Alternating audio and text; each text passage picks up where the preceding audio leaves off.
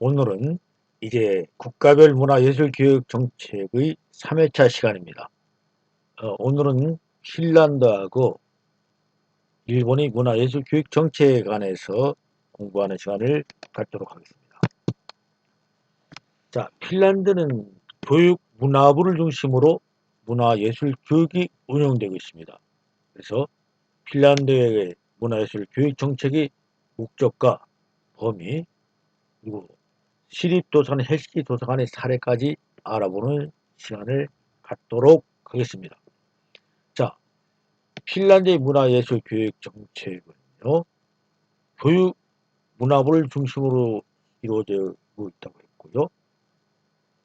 문화부의 문화예술교육 정책은 창의성과 다양성을 제고하는 것에 목적을 두고 있습니다. 그래서 사회에서는 문화적 기반 강화와 문화유산 보호 및 문화적 환경 개발을 도모하고요. 문화 접근성 향상, 그리고 문화 부분의 생산, 고역, 기업 경영 지원을 중심으로 하는 문화예술교육 정책을 펼치고 있습니다. 그래서 여기 지금 도표에 나는 것은요, 핀란드의 문화교육예술 정책의 특징을 정리한 것입니다. 자, 이들 교육의 특징을 살펴보면요, 목적과 정책 범위에 대해서 설명해 보면, 그이들의 목적은 전문 예술가들과 작업이 중요한 목적입니다. 즉, 전문 예술가들을 학생들에게 직접 같이 함께 작업을 해보는 프로그램을 갖도록 해서 학생들에게 문화적인 접근을 갖다가 쉽게 또 용이하게 할 수 있도록 하는 것입니다. 두 번째는 문화적인 환경을 개발해서 하는 것에 목적을 두는 겁니다. 즉, 문화적인 여러 환경을 갖다가 국가에서 이들에게 제공해 줌으로 해서 문화의 좋은 환경 속에서 이들이 어떤 창의성을 통해서 새로운 일들을 개발해내는 것에 목적을 두는 것입니다. 그래서 이러한 것들이 바로 문화 접근성을 제고하게 되는 것이고요. 문화 생산 및 고용을 지원하고요. 기업의 경영을 도모로 해서 이들이 국가 산업의 발전을 도모하는 데까지 이르게 하는 것이고요. 그래서 사회에서는 전반적으로 문화적 기반을 강화하는 데 이들이 목적을 두고 있습니다. 그리고 정책의 범위를 보면요, 어디까지가 저들이 정책이냐. 그래서 예술의 전반적인 영역과 예술가를 지원하고 있습니다. 그래서 제가 이제 오늘 공부를 하면서 들여다보니까 핀란드에서는요, 모든 예술가가 다 굶어 죽진 않을 정도의 지원을 받고 있다는 것입니다. 그러니까 굉장히 한기 좋죠. 우리 한국의 예술가들은 어떻습니까? 상위 몇만이 잘 살고 잘 먹는 것이, 나머지는 전부 다 굶주리고 있잖아요. 우리와는 조금 대조적인 것으로 볼 수가 있고요. 박물관 및 문화유산, 공공도서관을 중심으로 문화예술 교육이 이루어지는 것입니다. 이제 조금 있으면 이거 헬싱키 도서관 같은 것을 들여다보면 공공도서관 등을 중심으로 해서 얼마나 문화예술 교육이 잘 이루어지는지 우리가 느낄 수 있을 것입니다. 그리고 핀란드의 문화를 수출하는 데 주안점을 두고 있습니다. 핀란드는 자체적인 여러 문화를 갖다가 발전시켜 왔는데요. 이 문화를 수출하는 데 조언을 주는 겁니다. 그래서 산업 발전에까지 이것을 연계시키는 데 목적을 둔 것입니다. 그 다음에 저작권에 관한 법률 및 정책을 지원합니다. 물론 우리 한국도 저작권법 있죠. 이 저작권을 통해서 이를 갖다가 개발한 개발자에 대한 보호하는 데 우리가 목적을 두고 있는데, 우리도 그렇게 하고 있다. 그리고 시청각 문화를 강조한다. 시청각 문화, 시청각은 교육의 효율성을 높이는 데 대단히 효과적인 방법이 되죠. 여러분들도 지금 현재 시청각을 통해서 교육을 받고 있지 않습니까? 그래서 이러한 것들이 이들이 문화예술 교육이 정책적인 특징이다 하는 것을 설명드렸고요. 다음 이제 그럼 프로그램에 한번 들어가 보겠습니다.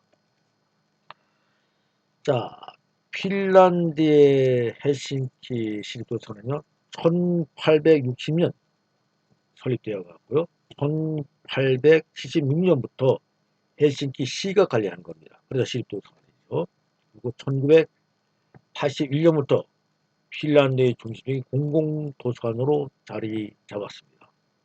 그래서 모든 시민이 이용 가능한 지역 기반 문화시설로서 시민들이 스스로 개발하고 문화활동을 즐기면서 지식과 기술 개발을 이룰 수 있는 동등한 평생교육 기회를 제공하고자 노력하는 박물관입니다. 도서관입니다. 자, 그중에서요, 리바이어리테는 2005년에 개방하였는데요. 여기서는 단순히 책을 빌려주는 기존의 도서관 이미지를 벗어나서요, 시민을 위한 복합 문화 공간으로서 다양한 서비스를 제공합니다. 다양한 서비스를 제공한다. 그리고요, 기존의 도서관 이미지를 벗어나서 뭐 단순히 우리가 도서관 책만 빌려주는 것에 이미지 벗어나서 이러한 역할을 하는데 도서 대출 외에도요. 도서관 통상 도서 대출하는 것 외에도 팝 음악이나 클래식 음악을 들을 수 있으며요. 콘서트, 패널 토론, 작가와의 만남, 인터뷰 등 다양한 문화예술 프로그램을 진행하고 있다는 특징을 가지고 있습니다. 그리고요. 또는 악기를 대여주는 대신에 악기를 대여주기도 하고요. 그 다음에 음악 연주와 편곡, 제작이 가능한 공간으로서요. 시민을 위한 문화예술 교육이 장으로 활용할 수 있는 다양한 서비스를 제공하고 있다는 것입니다. 저는 이제 그 집이 여의도에 있으니까 여의도 바로 그 가깝게 국회 도서관이 있습니다. 국회 도서관 환경이 참 좋죠. 밝고 분위기가 또 책이라든가 여러 가지 있고 여기서도 음악을 듣는다든가 신문을 본다든가 또 내가 필요한 것을 갖다가 뭐 프린팅해 갈 수 있다든가는 여러 가지 좋은 기능이 있습니다만 그러나 여기서처럼 패널 토론을 한다든가 콘서트를 한다든가 작가의 만남, 인터뷰 이런 문화예술 행사가 있으면 얼마나 좋겠습니까? 물론 여기는 국회도서관은 악기를 대여주는 것은 없습니다. 그 다음에 더더구나 음악 연주와 편곡 제작이 가능한 공간으로 시민들을 위한 문화예술 교육장으로 활용되지도 못합니다. 물론 일부의 언어역 같은 것은 그런 기능을 제공하는 것이 있다고 합니다. 물론 시민들이 잘 몰라서 활용을 잘 하지 않지만은 그런 것이 있다고 제가 듣고 있는데요. 참으로 이런 것은 부럽죠. 우리도 이러한 도서관이 생기면 얼마나 좋을까요? 굉장히 발전된 진일보한 도서관의 형태를 보여주고 있습니다. 지금 핀란드의 헬싱키 도서관에 관해서 여러분들과 알아봤습니다. 자, 그러면 이제 핀란드는 이것으로 하고요. 다음은 이제 일본의 문화 예술 교육 프로그램에 대해서 한번 알아보도록 하겠습니다. 자, 일본은 정부가 이 문화예술계에 직접적으로 관여하기보다는 지역 공동체를 중심으로 민간 주도의 문화예술 교육이 활발하게 이루어지고 있습니다. 대단히 제 생각에는 바람직한 방법이라고 생각합니다. 우리도 이래야 돼요. 그리고 1차, 2차, 3차 정부의 기본 방침에 따라서 일본 문화예술 교육 정책의 특징과 지역 공동체 문화예술 교육 프로그램인 예술을 통한 도쿠 재생 프로그램의 사례를 오늘 살펴볼 것입니다. 그럼 먼저 일본 정부의 문화예술 교육 정책에 대해서 알아보겠습니다. 자, 아까 말씀드린 대로 일본 정부는요, 문화 정책에 직접 관련하지 않는 것을 기본 방향으로 하고 있다고 그랬죠. 따라서 문화 정책을 담당하는 정부 기관은 별도로 존재하지 않습니다. 즉 미국과 비슷하죠. 그래서 문부 과학성의 산하기관은 문화청이 행정적인 지원 역할만을 담당하고 있습니다. 그리고 2002년도에 시행된 문화예술진흥기본법이 발표되어 있는데요. 여기에서는 뭐라고 되어 있는가 하면 창의력 강화를 위한 문화예술 교육을 강조하고요. 일본 문화유산을 보존하는 것에 초점을 둔다고 되어 있습니다. 그리고 2007년도에 제2차 기본 방침이 발표됐어요. 여기에는 문화가 가지고 있는 힘, 즉 문화가 가지고 있는 힘이라는 것은 문화가 일본 사회에 끼치는 긍정적인 영향력을 인정하면서 문화예술 교육의 활성화를 위해서 정책적으로 지원하기 시작한다는 것입니다. 그래서 실제 일본에는 정책적으로 문화예술 교육을 지원해 주고 있고요.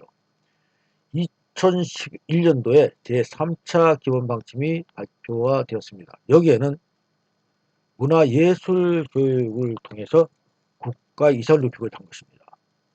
문화예술은요, 국가이상을 충분히 높일 수 있는 것입니다.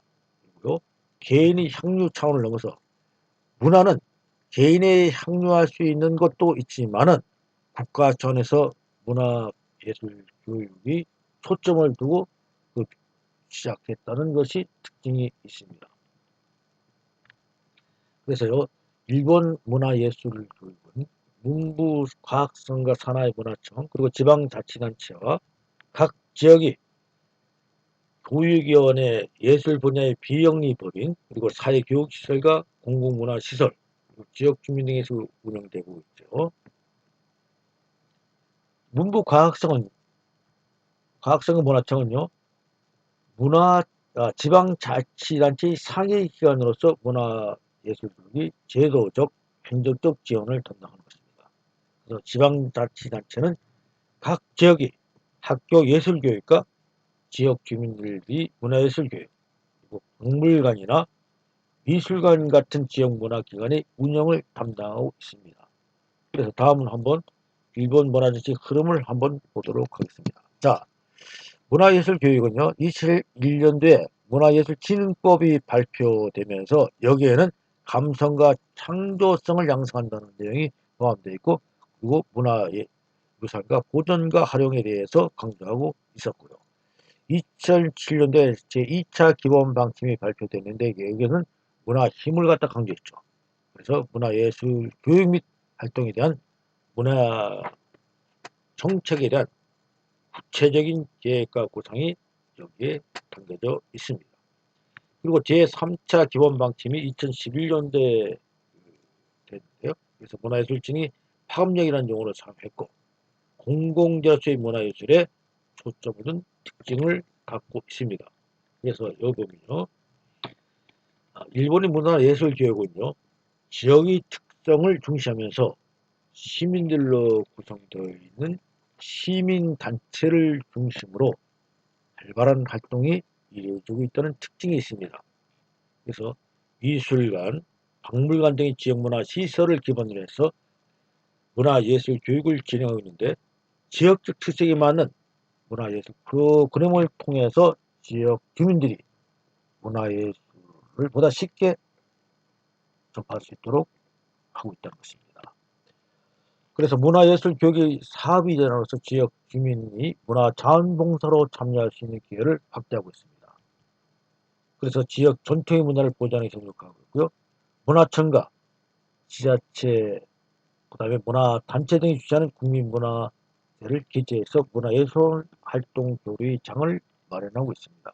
아까 제가 위에서 잠깐 문화자원봉사로 참여할 수 있는 기회를 확대하고 있다고 했는데요.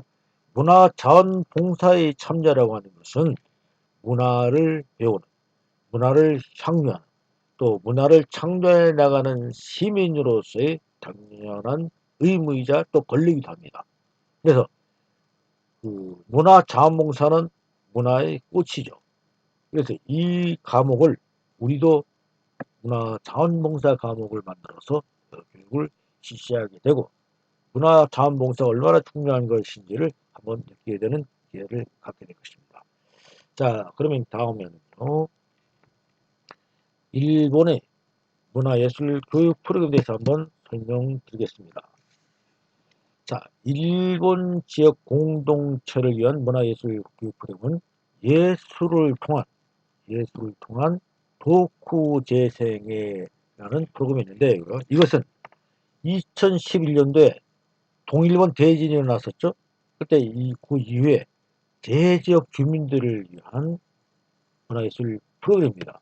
그래서 이것은 뭐냐면 재적이는 아동과 청소년들에게 예술가를 파견해죠. 그래서 이들이 재해로 인한 마음의 상처를 치유해주는 그런 프로그램입니다. 이 프로그램은 정부 차원의 지원이 아니죠. 민간 차원이 예술단체가 중심이 되어서 자발적으로 피해 지역을 찾아가서 문화예술 활동을 펼쳤다는 것에 의미가 있는 것입니다. 즉 예술을 통한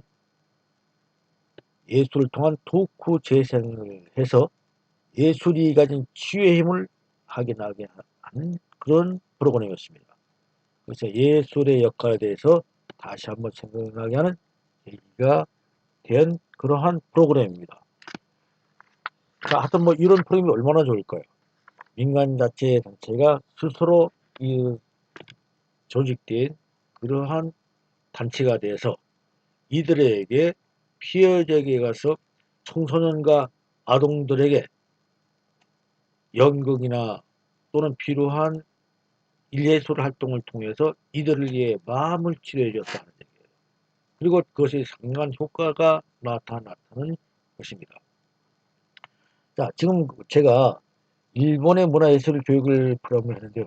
저는 제 바로 위 누님이 일본에 거주하고 계셔가지고 일본을 자주 들락날락하면서 그 문화복지를 공부하는 학자로서 또 배제 대학원에서 문화를 가르치면서 일본의 문화예술 교육은 어떤지 굉장히 관심을 두고 지켜봤습니다.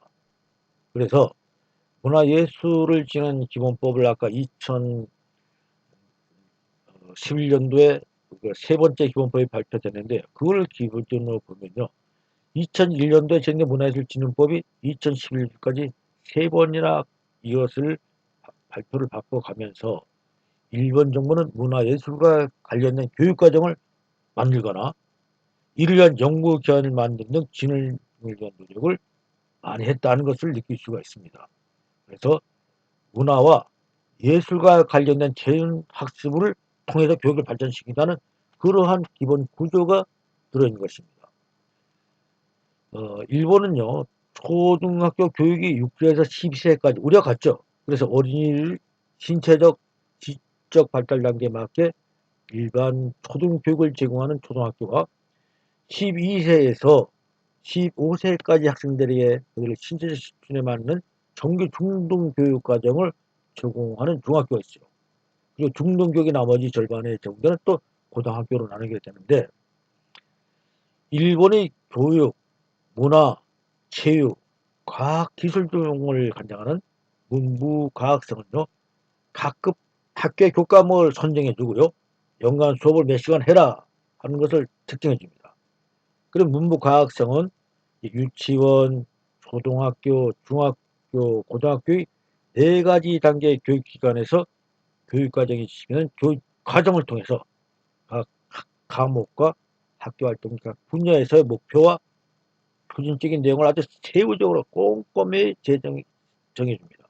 그럼 각급 학교의 교과과정 내용은 자문기관인 교육중앙위원회의 보고를 바탕으로 해서 문무과학성에서 이것이 제정되고 발표됩니다. 그러면 각 학교는 해당 법률과 조항들을 가지고 교과과정에 근거해서 각 학교의 현실과 지역적 특색뿐 아니라요.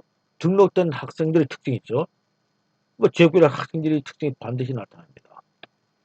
왜냐하면 그 모여 사는 분들이 되게 직장과 관련된 이런 일들을 이런 것이 많이 있기 때문에 또 신체적 정신 발달 단계 등을 충분히 고려해왔고요. 지자체적인 자체적인 수업 계획서를 만들고 일일이 진행이 될 겁니다. 자, 이제 예를 들면 이런 거예요. 자, 초등학교, 중학교에서 교과목 과목별로 표준 연간 수업 시간을 알려준다고 그랬잖아요. 그러면 고등학교 학생들은 음악, 미술, 공예 제작, 서예 이런 네 가지 중에서 한 과목을 선택해서 들을 수 있도록 해주는 겁니다. 그래서 이들이 교과 과정의 특징을 갖다가 한번 좀 살펴보니까요. 일본의 전국적 교과목의 표준을 제시하는 교과 과정은 학생들이 변화와 환경 및 상황의 변화에 대해서 또 교육에 대한 사회적 요구와 추세의 변화에 맞춰가지고 대략 10년 주기로 개정되어 가더라고요. 그래서 지금 현행 교과 과정에 개정된 것은 2018년도에 개정되어서 이제 앞으로 10년 이후에 다시 개정이 되겠죠. 그래서 교과 과정 이론적 배경은요, 교사 전문 지식뿐 아니라 교육학, 심리학, 사회학, 개인의 학습과 관련된 이론 등에서 고르고 근거를 두고 있는데요. 최근에는 두뇌 과학적인 접근도 중요한 배경이 하나로 된다고 지금 나타나있네요. 이 접근법은 어떻게 아동들과 학생들이 예술을 인식하고 대하는가를 설명해 줍니다. 이거 예를 들면요. 음악은 우측뇌를 통해서 지각된다는 것이 일반적으로 알려진 견해잖아요. 근데 최근의 연구를 보면 그렇지 않다는 거예요. 아동이나 학생들이 음악 경험을 할 때 양쪽 뇌를 모두 사용한다는 사실이 명백히 드러났다는 겁니다. 그래서 음악을 배움으로 해서 아동들과 또 학생들은 정서적인 부분과 지적인 부분을 모두 다 발달시킬 수 있다는 결론에 도달했다는 겁니다. 그래서 결과적으로 아동들과 학생들은 사고력과 판단력이 개선될 뿐 아니라요, 미적 감각까지도 통보해진다는 것입니다. 그래서 자 보세요. 사고력, 판단력이 개선되죠. 미적 감각도 풍부해진다는 것입니다. 이러한 뇌의 기능들에게 아동과 학생들이 감수성의 향상에 중요한 역할을 한다는 것입니다.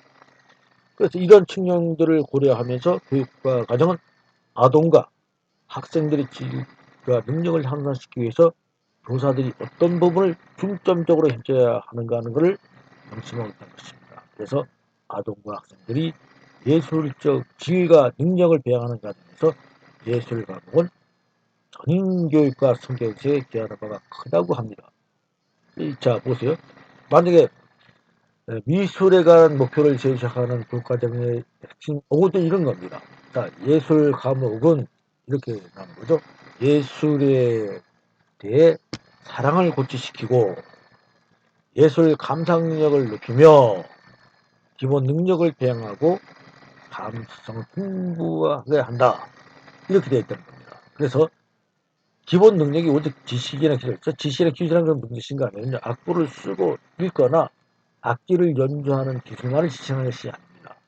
교과 과정에서의 기본 능력은 아동과 학생들이 쓰기, 그리기, 연주하기, 만들기, 경기를 통해서 자신의 느낌, 상상, 사고를 표현할 수 있는 능력을 의미하는 것입니다. 그래서 예술의 장점들과 미적 가치를 긍정적으로 인식할 수 있는 능력을 의미하는 것이죠.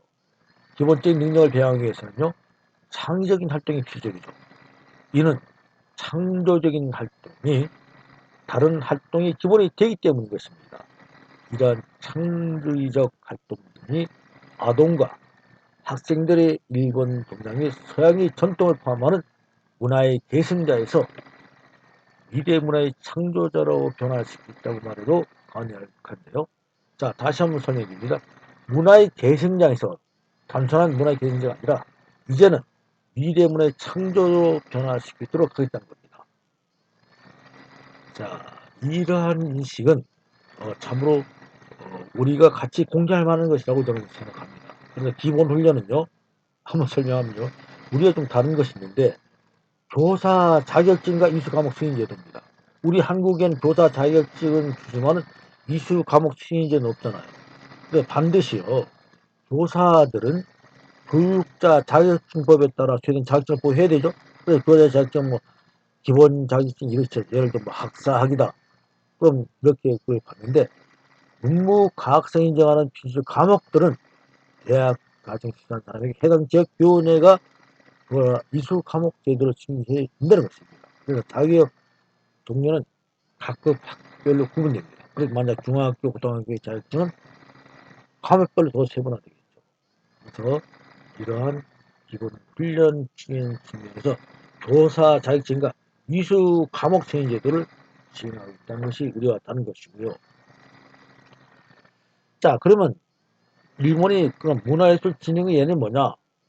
일본 문화청에서 전국단위로 예술교육을 진흥해서 시행되는 지원된다고 해도 그것은 뭐냐? 그래서 어린이의 문화예술 체험 활동 진흥 프로그램이 있는 것인데요. 이것은 뭐냐 하면은 어린에게 생생한 경험과 기회를 줌으로써 예술과 접촉하고 창의적인 활동에 참여하여 감수성이 풍부한 사람으로 성장할 수 있도록 노력한다는 것입니다. 그래서 어린이 문화예술 체험활동 진흥 프로그램, 이걸 다 일명 신세계예술계획이라고 하는데 시행되고 있습니다. 그래서 실제 무대예술 관람 기회를 제공해 준 것이고, 동년하는 각 단체들이 직접 공연 안내와 설명을 제공해 주도록 해서 어린이들이 수준 높은 공연 예술을 감상할 수 있도록 해주고 이해를 도와주는 것이죠. 그래서 아동들의 워크숍이라든가 합동 공연에도 참여할 기회를 제공하면서 실제 무대 예술을 가깝게 접할 수 있도록 해준 것입니다. 다음은 학교에서 문화활동 진흥 분야를 들여다보면요.